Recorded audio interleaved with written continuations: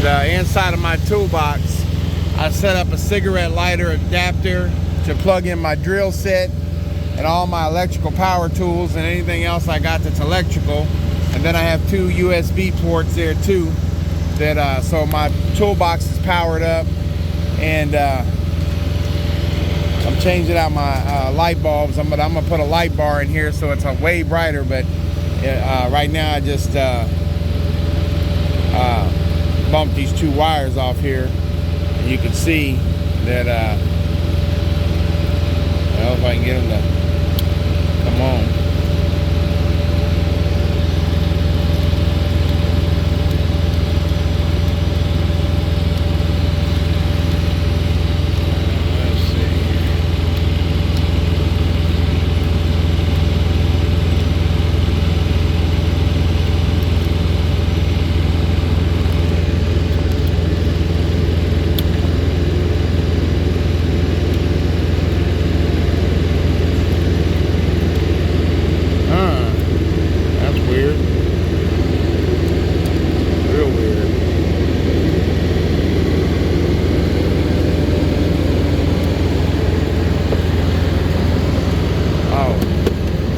Light bulb went out, that's why. I was like, why my light ain't coming on in here? My light bulb's out, that's what it is. Anyway, so we're gonna so I was doing a live video a while ago, and we was talking about working on trucks. And we was talking about the difference between company and an owner-op. As the owner-op, you work a lot more longer hours, but it's more beneficial in the end when it comes to money, because you are literally in control of whatever decision you can do. When I have a breakdown, if it's a belt or something, I usually change it myself. My fuel filters, y'all don't see me change the fuel filters. I got a couple of videos of me changing those. And you know, that shit there costs a considerable amount of money, right? Well, let me see, I'm trying to put a pigtail. That's a 2-prong pigtail. We need a 3-prong pigtail. You know, you gotta have parts. That's another 2-prong. Oh, I got a 3-prong in here.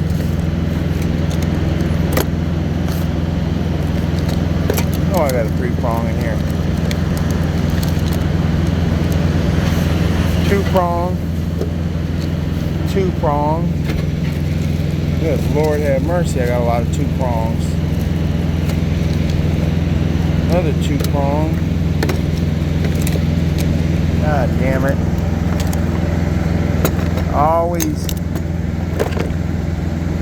I'm sitting here telling y'all about carrying all the right tools, and look at me, I don't have them. Alright, I think I'm out of 3-prong pigtails. Looks like shit. Yep. Alright, so we're gonna have to get some more of those. Anyway, back to what I was talking about. You always want to make sure you got all your right stuff, electrical, you know, a good pair of wire strippers, you know, some good crimpers, some real good crimpers. These work real good. I have all kinds of crimpers. I have 2 or 3 different types of crimpers. Wire dikes, pliers, you know, also this lube shit here, this super lube, you put it on the wire connectors, it's like gel. It's better than actual wire dry. So if you use like those of you know the one I'm talking about, the wire dry, it actually works better. It's guaranteed to work better. It's supposed to last a lot longer. So you put it on the ends of your connectors when you connect your wires. Keeps moisture out, keeps shit off the battery terminals, it keeps shit off the battery, any wires, like all my lights, they get a dose of that wire lube before I put them on. Even when I rewired the headlights here, we're gonna tighten these up a little bit more later. So the difference on working on a your own truck is that you save a lot more money than than doing it. Like I try to change my oil when I can. If not, I have one guy I know that does it real cheap. It's hard for me to do that portion because that's a lot of oil to drain out of there. You're talking about gallons versus quarts, number one. Number two, belts. I always carry extra belts with me, okay? I have an extra upper radiator hose. I used my lower radiator hose the other day. I keep little extra small parts, like keep extra filters in the truck, which, by the way, I need to get another one of those. I changed that the other day. Fuel filters. These are easier to get to on this Detroit 12.7. This is an old pre-emission Detroit. I think this is a 96 model that was rebuilt. So no emission, EGR, all that shit's gone, no DEF, none of that shit.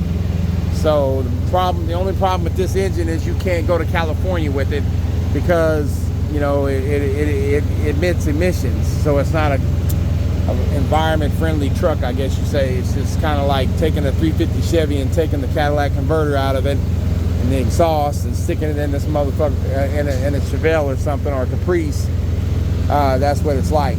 Less electronics. There's still electronics and still some computer stuff, but way less than a conventional truck like some of those guys over there. There's a lot more electronics, so any little hiccup can send you to the service shop. Here I have way less hiccups. Everything is more simpler. You can see it's easy to get to the engine. Do a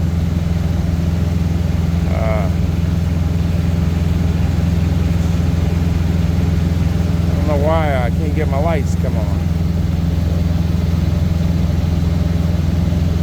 Oh well. This is not available. Oh, I can't read it. But anyway, this engine is a lot more simpler to work on and get to. You can get to everything really easy. But the other thing, flip side of it is it's a fucking people say it's easy to find parts. It's not always easy to find parts. This is a glider kit engine, so it's not the original engine. And it was made by Fitzgerald, okay, custom built. It's not a regular,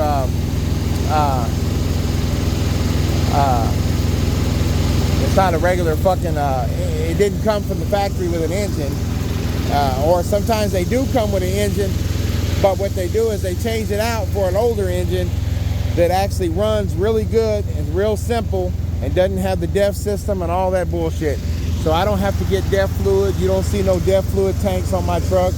Matter of fact, I'm pretty sure that I would almost bet anything that this truck once had DEF system on the truck, and either it was up here where my horns are and where that plate is, it was an additional tank here, or it was back here and these tanks were smaller.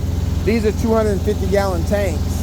So usually a tank would be from this strap to about that strap, that whole middle. But now you got this little extra, 50 gallons. So 25 gallons on each side. So, maybe just that end down there and the rest of it would be the normal size.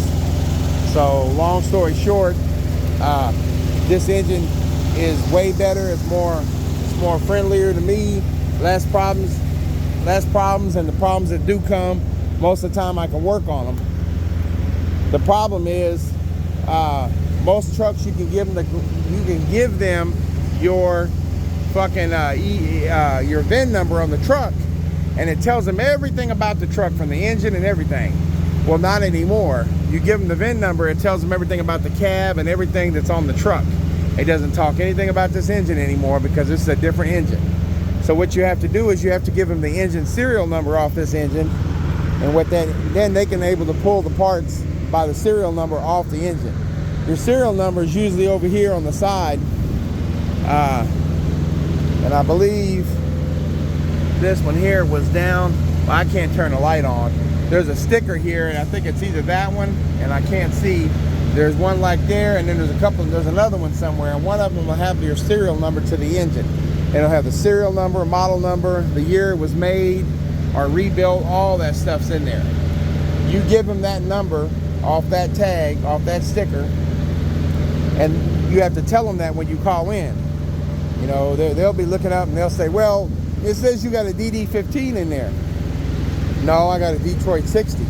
no, I'm looking at your VIN number. That VIN number don't mean nothing no more because we put a glider kit engine in here.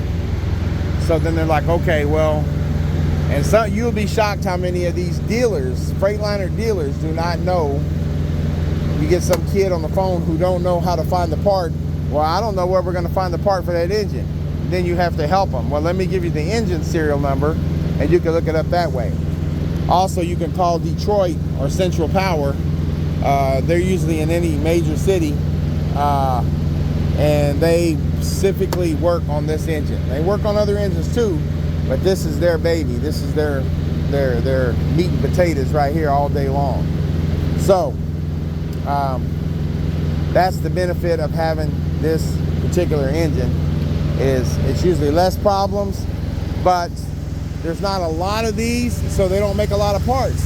They're too busy making parts for those trucks over there, you know, the conventional truck. And with that being the case, you know, you may have to wait on a Detroit part. So if you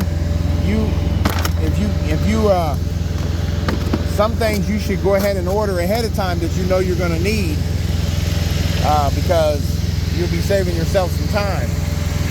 So with all that said, you know, this is just a little bit of info about the Detroit glider kit engines that some of these trucks have. But overall, this is pretty much the equivalent of a 350 Chevy. Everything's real simple to get to, real easy to, you know, work on.